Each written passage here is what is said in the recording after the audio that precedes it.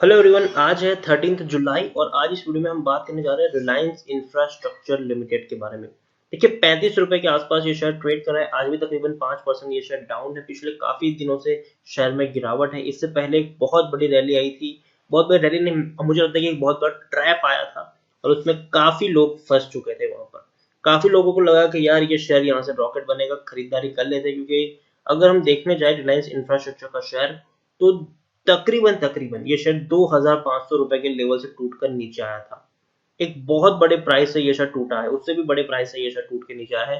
तो लोगों को लगा कि यार अब यहाँ से शुरुआत हो सकती है, क्योंकि अनिल अंबानी जी ने भी कहा था कि फाइनेंशियल ईयर 2021 में ये जीरो डेट वाली कंपनी बन के दिखाएंगे। हालांकि इनके ऊपर कर्जा बहुत ज्यादा है और अनिल अंबानी के इस स्टेटमेंट से एक बहुत बड़ी रैली यहाँ पर जरूर क्रिएट हुई थी। तो इस वीडियो में हम बात करेंगे कि 35 रुपए में खरीदारी करना सही रहेगा कि नहीं, किस प्राइस पर अगर ये शेयर जाए तो खरीदारी कर सकते हैं।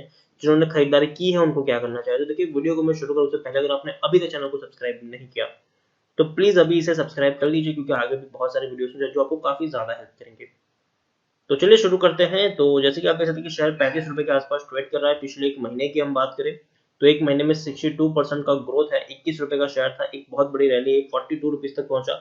उसके बाद गिरावट आई, फिर वापस थोड़ी सी तेज आई, फिर वापस अब यहाँ पर गिरावट आई है।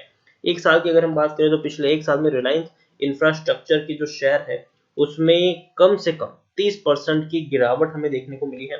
यहाँ पर हम देखें तो इससे पहले भी ऐसी रैली आई है कि किसी को खरीदने तक का मौका नहीं मिला, लेकिन बाद में फिर से ऐसी गिरावट आई कि भैया लोग यहाँ पर फंस गए, किसी को बेचने तक का पैसा नहीं मिला, लोगों का पैसा फंस गया यहाँ पर। फिर से एक बार और ट्रैप की शुरुआत हुई, लोगों ने खरीदारी की, फिर से गिरावट आई, लोग यहाँ पर फंस चुके थे। फिर तेजी आई, फिर गिरावट आई, फिर तेजी आई, फिर गिरावट आई। तो देखिए, ऐसे शेयर्स में मुझे लगता है कि बहुत ही मुश्किल है, आपको ऐसे शेयर में होना नहीं चाहिए जिसमें शार्प इतनी बड़ी रैली आती है कि पहले तो आप खरीद नहीं पाते हो, फिर ऐसी गिरावट आती है कि आप बेच नहीं पाते हो। तो ऐसे शेयर्स में आपको यहाँ पर नहीं होना चाहिए। और रिलायंस इंफ्रास्ट्रक्चर कई बार ऐसा कर चुका है लोगों के साथ।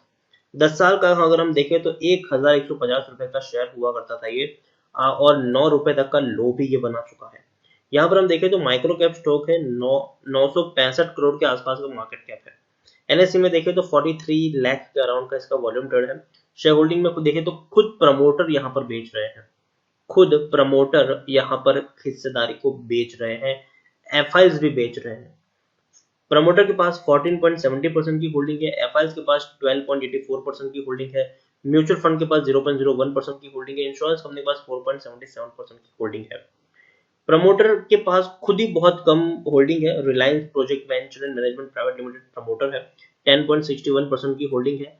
पहले तो अपनी होल्डिंग को बेच रहे हैं, ऊपर से 66% की जो होल्डिंग यहाँ पर गिरवी है। ऑलरेडी 10-11% की जो होल्डिंग है उसमें भी 66% की होल्डिंग एक गिरवी है। 42 म्यूचुअल फंड स्कीम ने अपना पैसा लगाया है, 57 एफआईएल्स भी यहाँ पर इन्वेस्टेड है।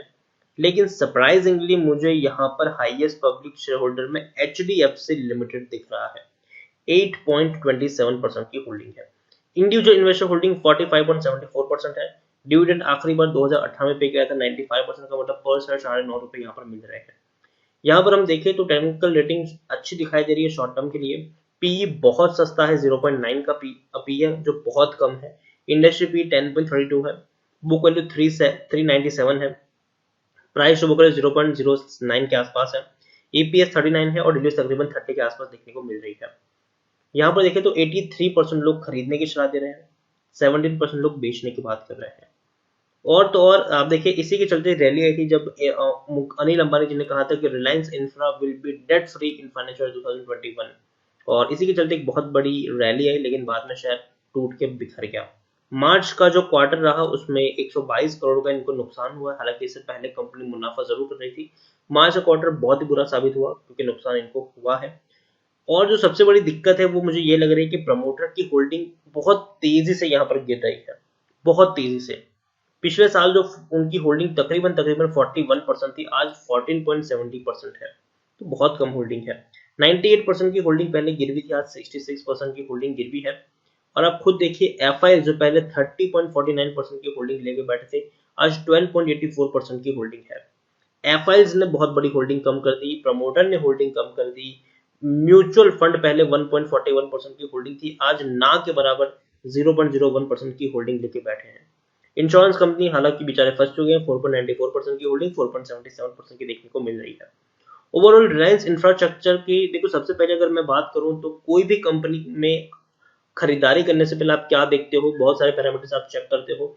उसमें से एक पैरामीटर होता है कि भैया कंपनी का मैनेजमेंट कैसा है, और कंपनी का जो मैनेजमेंट है वो अनिल धीरूभाई अंबानी के हाथ में है, चेयरमैन है वो, और उनके बारे में कुछ खास अच्छी चीजें नहीं चल रही है। बहुत ज्यादा कर्जा है उनके ऊपर। उन्होंने खुद हाई कोर्ट में कहा था, लंदन का जो हाई कोर्ट था उसमें कहा था कि भैया उनके पास पैसा ही नहीं है, उनके पास पैसा ही नहीं है, नादारी तक वो पहुंच चुके थे। तो मैं यही कहूंगा यहाँ पर कि रिलायंस इंफ्रास्ट्रक्चर में मुझे नहीं लगता कि कोई उतना खासा दमखम है।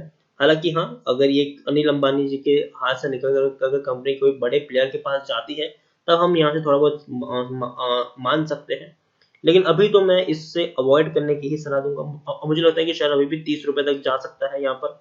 लेकिन हाँ, अगर आपने खरीदारी की है, बड़े लेवल पर खरीदारी की है, बड़ा लॉस लेकर बैठे हो, तो चाहे तो आप होल्ड कर सकते हो और अच्छी खबर आने का इंतजार कर सकते हो।